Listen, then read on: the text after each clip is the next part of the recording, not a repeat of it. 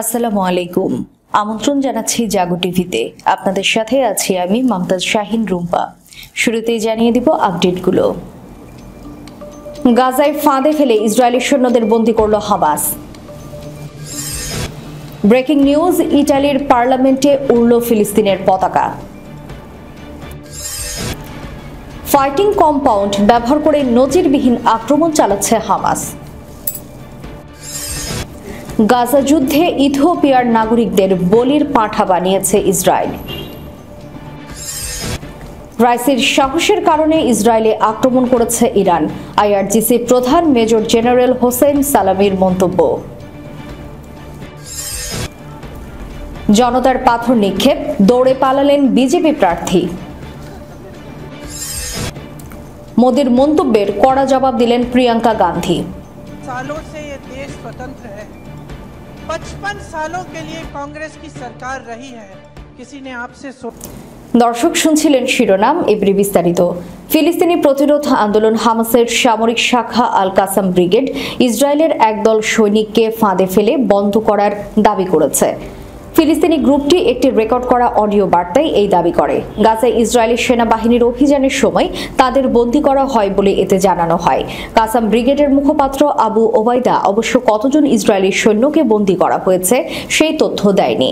তবে তিনি জানিয়েছেন, ওই ইসরায়েলি সৈন্য দলে যত সৈন্য ছিল তারা সবাই হয় নিহত বা আহত অথবা বন্দী হয়েছে।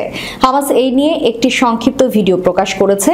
এতে দেখা যায় ফিলিস্তিনি যোদ্ধারা এক ইসরায়েলি সৈন্যকে টেনে হামাসের একটি সুড়ঙ্গে নিয়ে যাচ্ছে। উত্তর গাজার জাবালিয়ায় এই ঘটনা ঘটে বলে জানানো হয়েছে। এখানে আগে থেকে ইসরায়েলি সৈন্যরা প্রবল প্রতিরোধের মুখে পড়েছিল। ইসরায়েলি সেনাবাহিনী অবশ্য হামাস যোদ্ধাদের হাতে তাদের সৈন্য আটক হওয়ার দাবি অস্বীকার করেছে। ইসরায়েলি সেনাবাহিনী এক্স পোস্টে জানায়, ইসরায়েলি সেনাবাহিনী স্পষ্ট করেছে যে তাদের কোনো সৈন্য অপহরণ বা দুর্ঘটনার শিকার হয়নি। ইটালির পার্লামেন্টে ফিলিস্তিনের পতাকা উড়ালেন দেশটির সাবেক এমপি স্টেফানো আপুজ্জো। শনিবার আল জাজিরা প্যালেস্টাইনের এক্স অ্যাকাউন্টে পোস্ট করা হয় সামাজিক যোগাযোগ মাধ্যমে। মোবাইল ক্যামেরায় ধারণকৃত দৃশ্যে দেখা যায় রোমের পার্লামেন্ট ভবনের নিম্ন কক্ষের জানালা টপকে কার্নিশে নেমে যান সাবেক এমপি স্টেফানো আপুজ্জো। হেঁটে হেঁটে চলে যান ব্যালকনিতে, সেখান থেকে নিজেই ঝুলিয়ে দেন ফিলিস্তিনের পতাকা। এখানেই শেষ নয়, ব্যালকনি থেকেই চিৎকার করে ঝাড়লেন ক্ষোভ। তিনি বলেন, গণহত্যায় ইটালিয়ান অস্ত্রের যথেষ্ট ব্যবহার হয়েছে। গাজায় মৃত্যু হয়েছে 35,000 ফিলিস্তিনির। গাজার ফিলিস্তিনি যোদ্ধারা উত্তরাঞ্চলের জাবালিয়া উদ্বাস্তু শিবিরে ফাইটিং কম্পাউন্ড প্রতিষ্ঠা করেছে। এর ফলে তারা ইসরায়েলি বাহিনীর বিরুদ্ধে যুদ্ধে বিভিন্ন ভবনের মধ্য দিয়ে দ্রুত এবং নিরাপদে চলাচল করতে পারছে।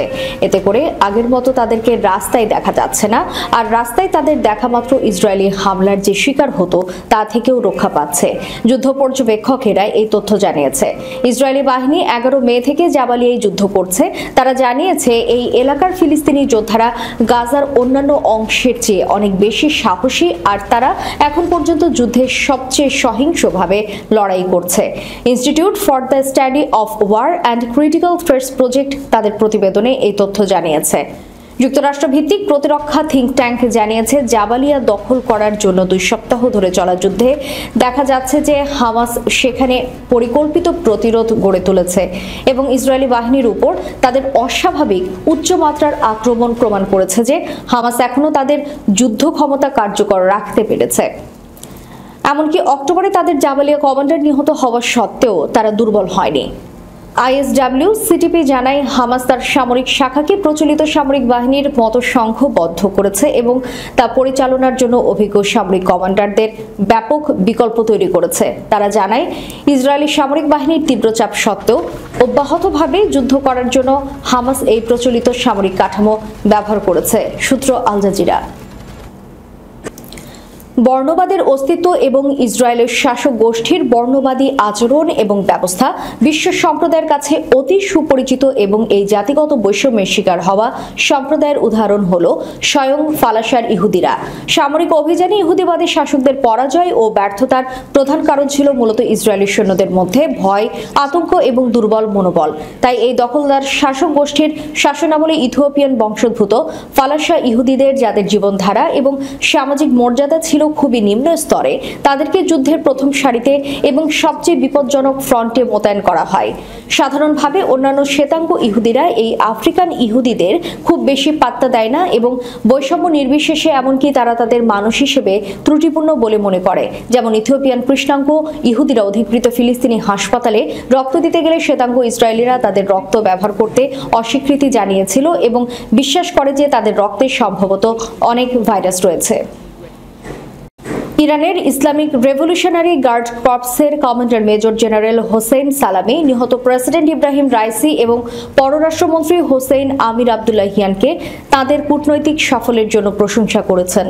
24 মে শুক্রবার একটি অনুষ্ঠানে তিনি জানিয়েছেন, রাইসির সাহসের কারণেই প্রথমবার ইসরায়েলের ভূখণ্ডে সরাসরি হামলা করতে পেরেছে ইরান। মেজর জেনারেল সালামি বলেছেন, শহীদ রাইসি সত্যিকারের অপারেশনে অবর্ণনীয় বীরত্ব দেখিয়েছিলেন। সরকারের শক্তিশালী কূটনীতির কারণে ইসরায়েলের হৃদয়ে আক্রমণ করতে সক্ষম হয়েছিলেন। এছাড়াও আমির আবদুল্লাহিয়ান দক্ষতার সঙ্গে তার কূটনৈতিক দায়িত্বটি পালন করেছিলেন। আইআরজিসি প্রধান আরও বলেছেন, এই প্রিয় মানুষদের শাহাদাতের পর কিছুই পরিবর্তন হয়নি। আয়াতুল্লাহ খামেনির মহান নেতৃত্বের কারণে ইরানের শক্তি অব্যাহত থাকবে। তিনি যোগ করেছেন, আমরা কোনো শক্তিকে ভয় পাই না।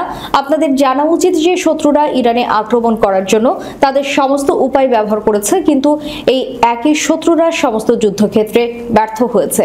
সূত্র মেহের নিউজ এজেন্সি। এদিকে ভারতের পশ্চিমবঙ্গের ঝাড়গ্রামে শনিবার লোকসভার ভোট গ্রহণ অনুষ্ঠিত হয়েছে। সেখান থেকে নির্বাচন করা ক্ষমতাসীন বিজেপির প্রার্থী প্রাণত তদুকে লক্ষ্য করে পাথর নিক্ষেপ করেছে জনতা। ওই সময় নিজের জীবন বাঁচাতে দৌড়ে পালান তিনি। সামাজিক যোগাযোগ মাধ্যমে ভাইরাল হওয়ার একটি ভিডিওতে দেখা যাচ্ছে, বিজেপির প্রার্থীকে ধাওয়া দিয়েছেন সাধারণ মানুষ। ওই সময় তাকে লক্ষ্য করে পাথর নিক্ষেপ করা শুরু করেন তারা। তখন নিরাপত্তা বাহিনীর সদস্যরা বিজেপির এই প্রার্থীকে রক্ষার চেষ্টা করেন। যখন পাথর নিক্ষেপের পরিমাণ বেড়ে যায়, তখন নিরাপত্তার বাহিনীর সদস্য, সাংবাদিক ও ওই প্রার্থী সহ অন্যান্য সবাই দৌড় দেন। বিজেপির প্রার্থী প্রাণত তদু এই ঘটনায় মমতা ব্যানার্জি তৃণমূল কংগ্রেসকে দায়ী করেছেন। তিনি বলেছেন, তৃণমূল কংগ্রেসের সন্ত্রাসীরা তার উপর হামলা চালিয়েছে। পাথর নিক্ষেপের কারণে নিরাপত্তা বাহিনীর 2 সদস্য মাথায় আঘাত পেয়েছেন এবং তাদের হাসপাতালে ভর্তি করতে হয়েছে বলেও জানিয়েছেন তিনি। তবে তৃণমূল কংগ্রেস দাবি করেছে, বিজেপির প্রার্থী নিরাপত্তার দায়িত্বে যারা ছিলেন তারা ভোট দিতে আসা এক নারীকে হেনস্থা করেছেন। আর এই নারীকে হেনস্থা করার কারণে সাধারণ জনতা মারমুখী হয়ে ওঠেন।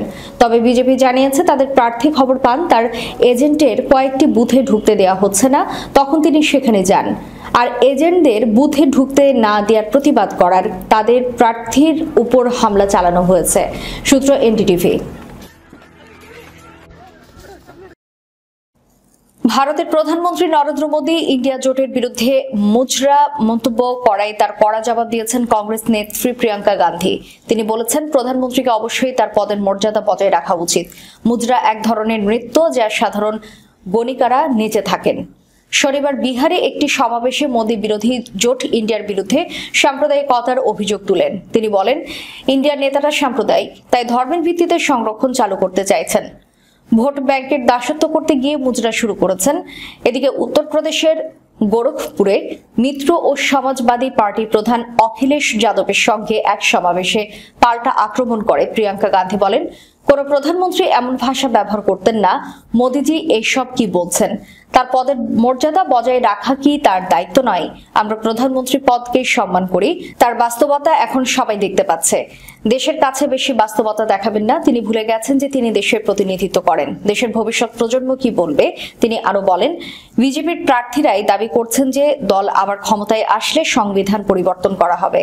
মোদীর মুজরা মন্তব্যের সমালোচনা করে তেজস্বী যাদব বলেছেন যে নির্বাচনের প্রতিটি পর্ব শেষ হওয়ার সঙ্গে সঙ্গে প্রধানমন্ত্রীর ভাষা খারাপ হচ্ছে।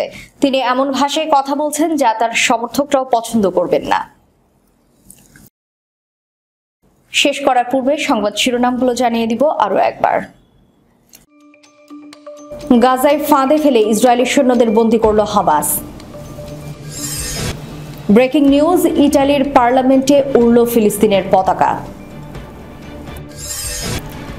ফাইটিং কম্পাউন্ড ব্যবহার করে নজিরবিহীন আক্রমণ চালাচ্ছে হামাস। গাজা যুদ্ধে ইথিওপিয়ার নাগরিকদের বলির পাঁঠা বানিয়েছে ইসরায়েল। রাইসির সাহসের কারণে ইসরায়েলে আক্রমণ করেছে ইরান, আইআরজিসি প্রধান মেজর জেনারেল হোসেন সালামির মন্তব্য। জনতার পাথর নিক্ষেপ, দৌড়ে পালালেন বিজেপি প্রার্থী। মোদির মন্তব্যের কড়া জবাব দিলেন প্রিয়াঙ্কা গান্ধী। सालों से ये देश स्वतंत्र है, 55 सालों के लिए कांग्रेस की सरकार रही है, किसी ने आपसे এতক্ষণ আমাদের সাথে থাকার জন্য ধন্যবাদ। আল্লাহ হাফেজ।